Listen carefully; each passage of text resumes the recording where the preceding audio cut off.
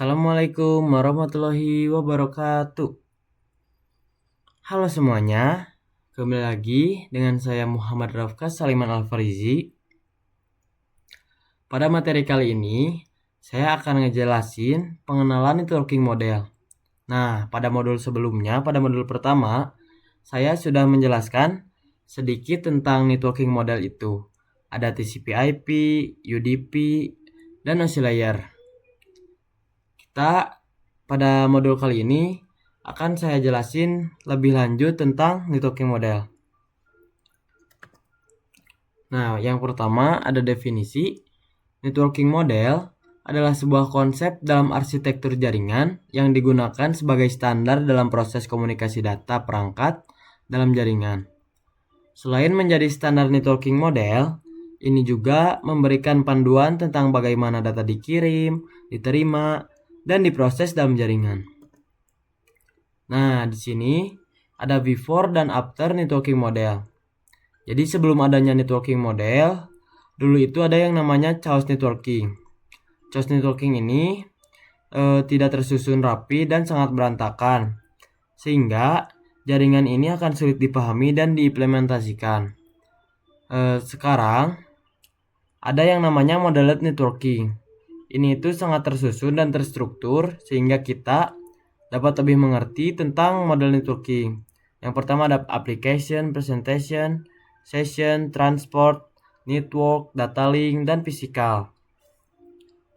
Nah, kelebihannya itu mudah dikelola di tempat yang terstruktur. Setiap komponen memiliki bahasa yang sama untuk berkomunikasi. Lanjut. Selanjutnya, pengenalan OSI layer. Networking model terdapat dua.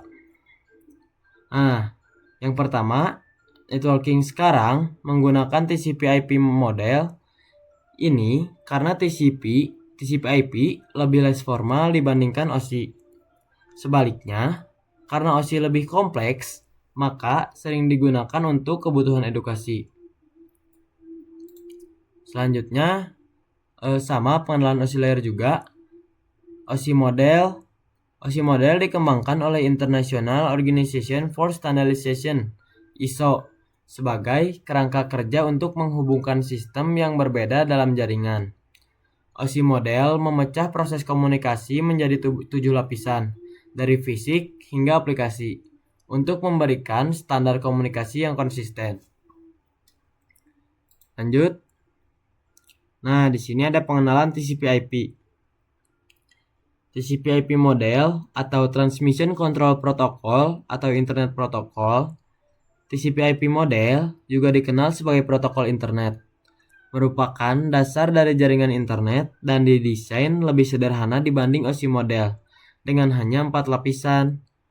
Model ini dibuat oleh US Department of Defense (DoD).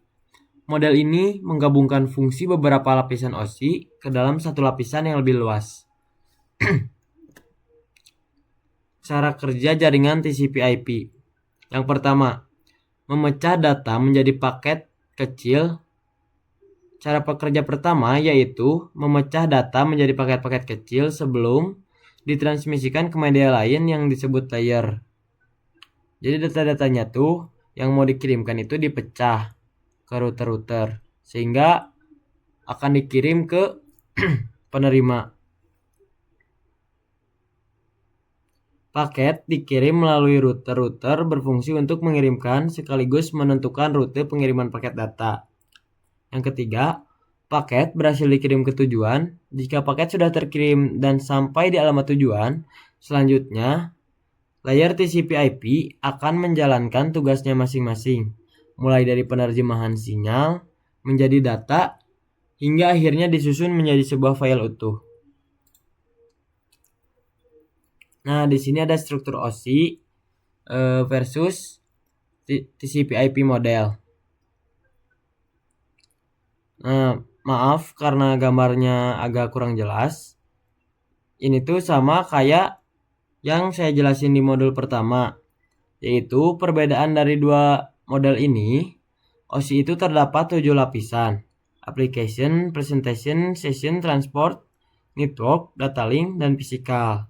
Sedangkan pada TCP/IP mengubah 3 lapisan OSI menjadi satu, yaitu application. Nah, juga mengubah data link dan fisikal menjadi link saja. Sehingga TCP/IP ini lebih simpel daripada OSI layer yang memiliki banyak komponen. Lanjut. Struktur TCP/IP model. Yang pertama, application layer. Melayani antarmuka untuk aplikasi atau perangkat lunak untuk berkomunikasi melalui jaringan. Misalnya protokolnya itu HTTP, FTP, SMTP, dan lainnya. Nah, jadi strukturnya itu application layer itu dari user menjadi URL, terus menjadi browser HTTP request, dari web server jadi HTTP response, lalu kembali menjadi web page.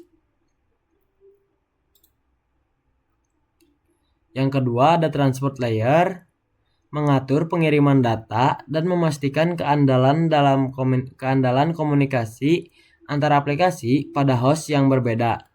Ketika kita akan mengakses sebuah URL atau link pada layer application, itu akan diakses dan masuk ke layer transport, di mana transport layer ini akan menentukan apakah ini termasuk protokol TCP atau UDP. Protokol utamanya TCP dan UDP. Nah, di sini ada TCP versus UDP. UDP, User Datagram Protocol, tidak berbasis koneksi, tanda pengenal atau nomor urut, tidak mengoreksi kesalahan pengiriman, dan tidak peduli apabila paket hilang. Positifnya, UDP mengirimkan data jauh lebih cepat ketimbang TCP. Nah, jika di sini ada TCP Transmission Control Protocol. TCP menggunakan koneksi. Data dikirim secara berurutan, mencegah data yang macet, dan mempermudah dalam menemukan dan memperbaiki kesalahan. Negatifnya, terdapat banyak komunikasi dua arah antara kedua pihak sehingga butuh waktu yang lebih lama. Fungsi utama TCP/IP model. TCP/IP model lebih berfokus pada fungsionalitas dan efisiensi dibandingkan dengan OSI model. Dengan fungsi utama, yang pertama, menyediakan standar komunikasi dalam jaringan dan internet. Yang kedua, mengurangi kompleksitas dengan menggabungkan beberapa lapisan OSI. Yang ketiga, menyederhanakan protokol dengan hanya menggunakan 4 lapisan inti. Nah, struktur TCP/IP model. Yang ketiga, yaitu ada network layer. Lapisan jaringan merupakan proses di mana setiap perangkat komputer diberikan identitas berupa IP address. Pemberian IP address berperan sebagai alamat yang berguna untuk mengkoneksikan sejumlah perangkat dalam jaringan. Selain itu, IP address juga dapat mencegah terjadinya kesalahan alamat ketika dilakukan pengiriman paket. Protokol IP. Nah, di sini protokol IP-nya itu untuk network layer hanya terdapat satu contoh, yaitu IP. IP menyediakan dua fitur yang sangat penting, yaitu addressing dan routing, yang dimana berfungsi untuk menangani konektivitas dan pemilihan jalur. Setiap perangkat jaringan memerlukan alamat unik di jaringan. Nah, yang keempat dan 5, data link dan physical layer. Data link mendefinisikan protokol yang dibutuhkan pada physical layer. Salah satu fitur pada data link layer adalah FCS, Frame Check Sequence, yaitu Error Detection Mechanism, hanya mendeteksi error tanpa recovery. Addressing yang digunakan pada data link layer adalah MAC address. Physical layer mendefinisikan cabling pada suatu jaringan komputer. Mendefinisikan secara fisik apa yang digunakan untuk menghubungkan antar device. Nah, di sini ada encapsulation dan decapsulation. Pada komputer pengirim, terjadi proses pemecahan paket data menjadi paket yang lebih kecil dengan penamaan yang berbeda sesuai dengan masing-masing layer. Setelah paket dipecah-pecah menjadi potongan yang lebih kecil, juga dilakukan proses pembungkusan paket data yang disebut dengan encapsulation. Pada komputer penerima, terjadi proses sebaliknya, yaitu proses pembukaan bungkusan paket yang diterima dari pengirim, decapsulation, dan proses penggabungan kembali pecahan-pecahan paket data menjadi paket data yang utuh. Nah, di sini ada contoh pengiriman dari pengirim ke penerima. Nah, encapsulation dan decapsulation ini pengirim itu, misalnya pengirim mengirimkan yang dari layer yang pertama itu application layer, terus transport layer, lalu networking layer, data link layer, dan physical layer. Nah, pas dikirim ke penerimanya itu terima dari bawah ke atas. Jadi yang ngirim itu dari atas ke bawah, misal dari application sampai ke physical, sedangkan penerima itu dari bawah, physical layer, data link layer, networking layer, transport layer, dan application layer. Lanjut. Nah, di sini ada juga sender dan receiver. Sama seperti tadi, sender adalah encapsulation atau pengirim, receiver adalah decapsulation atau penerima. Jadi misal dari sender ini, yang pertama dikirimkan itu adalah data, lalu TCP data, IP TCP data, data link IP TCP data. Nah, lalu ke receiver ini, yang diterimanya dari bawah. Jadi dari data link, IP, TCP, dan data. Kalau kayak tadi berarti di atasnya application, terus transport, network, dan juga data link. Di sini juga sama, di sini data link dan application, lalu network, transport, dan application. Nah, nama pesan pada TCP/IP ada 3, yaitu segment, paket, and frame. Jadi dalam layar TCP data namanya itu adalah segmen. Kalau dalam IP data namanya itu paket, dan pada data yang ketiga ini namanya frame.